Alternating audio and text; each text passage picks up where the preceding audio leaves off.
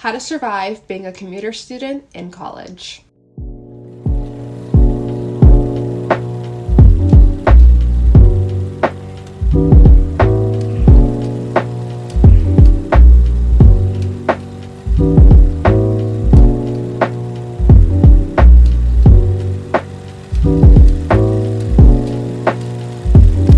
In this video, we'll discuss how to survive as an off-campus student and how to make study times that work for you and how to find study areas that work for you, how to make friends as an off-campus student, and how to stay motivated to make the experience worthwhile. My name is Sammy Love, and I wanted to make this as an informational video to incoming students wanting to survey their options. I wanted to make this video also as a tribute to fellow commuting students because some of us sacrifice something, some part of the experience when we make this decision. I'm sharing with you and so many others are as well.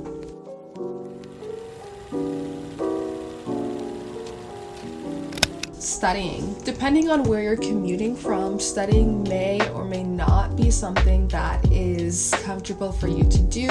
Let's say you live with a roommate and they may or may not be obnoxiously loud on the weeknights. By the way, you should do something about that. Studying might not be something that you look forward to if your living conditions aren't very quiet. Don't leave yet. There's still hope for you. Though studying in a place that is comforting to you will help you do better on tests, it is proven through research that studying in the same place that the test is taking place increases test scores as well. Try sitting in the exact same seat. If you're someone that gets easily distracted, as do I, study spots such as coffee shops and bakeries might not work out. Looking at people outside or just, the number of conversations going. It really depends on the kind of studier you are, so please try it first before you write it off. For me personally, studying in public places doesn't really work well. You really do want to get comfortable with studying alone and finding some techniques or finding some areas that work best for you. So when you're studying for your own benefit. And as you're submitting assignments, new assignments are coming up and new things in general just come up. It's very easy to study last minute. And one thing that I will tell you is try not to cram. We tend not to break up our studying in chunks or sessions. Cramming is such a horrible thing. All of us do it, but it really doesn't help us. It really just works against us because we actually aren't really retaining anything. If you're intellectually successful in science and math and less in reading and writing, the way you study for those subjects are not going to be the same, obviously. What I mean is first think of the studying techniques that you use for the subjects that you found most difficult. Normally, we study more relaxed for tests that we find less rigorous, and we study harder for tests that are more rigorous. We need repetition in order to retain complex concepts. So do yourself a favor and always study the harder concepts first. Break it down and really just give yourself a chance. How do you study for challenging exams? Does it help you every time? Comment down below.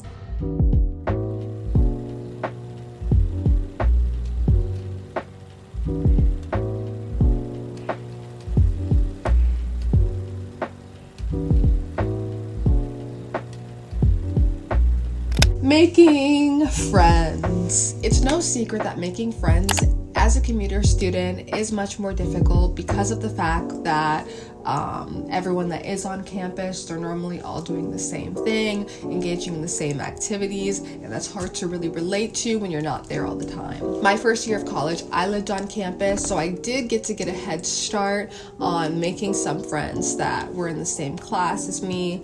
However, I will say as you spend less time on campus, it is normal to feel disconnected and feel behind socially. I will say getting involved in study groups, clubs, sports, extracurricular activities, just in general, will really just force you to go out and meet all types of people. It will really give you a new group of students to relate to. So don't be shy. Get out there and don't be afraid to talk to new people. College is really just full of people that are all stressed out about the same thing. You'll find people that are more embracing of your personality than not. And even if those people that you come across that are not embracing of your personality, those people don't really matter. So don't stress about those people anyway. If you live far away, or even if you don't, partying may or may not be an interest of yours. For me personally, I don't really party up with you guys. Sorry. I will say, if you do live far away and you would like to engage in college partying, having friends is a must, just in case, you know, you need a place to crash. You never know what's gonna happen. It's better to know someone than not know anyone. Also, not a really good idea to just crash at random people's places. I don't know. Depends on who it is, but just some people aren't really as trusting as others. Always remember, when you go out, no matter who you are, try to be in a group of people. In case of a tragic event, you want to have a number of people to account for your whereabouts. And always, you know, make plans with your friends. Remember to keep in touch with them, you know, to maintain your relationship. Don't ghost your friends.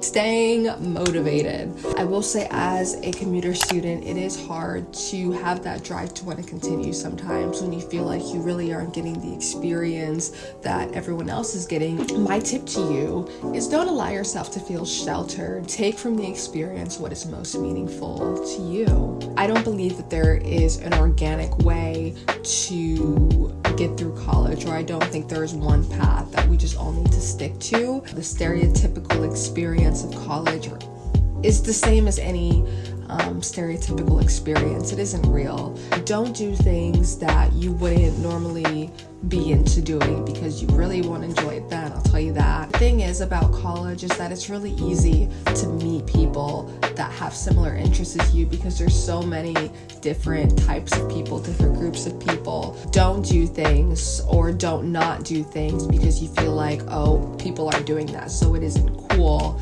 because it's college and we don't do that here. Things will only be difficult if you make them difficult for yourself, as bluntly I can say. So, you know, stay on top of your work. Don't cram your studying, you know, break them up in chunks. Get involved in activities in order to meet new people. Find a network of friends, you know, that you can relate to and that accept you for who you are. When you go out, try to be accompanied by a group of people. Just in case if anything happens, you want to have a number of people that can account for you, and you want to be able to account for someone else. All in all, you know, just be safe and get to your degree in one piece. The experience is really fun, and of course there's the downs, and the downs are really down, and the ups are really, you know, the ups. Do things that you want to do because you want to do them, or else you're not going to enjoy it truly, passionately, honestly.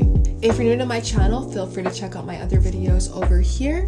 If you enjoyed the information I shared with you in this video, please feel free to give it a thumbs up. Until next time, guys, thank you so much for watching. Bye bye.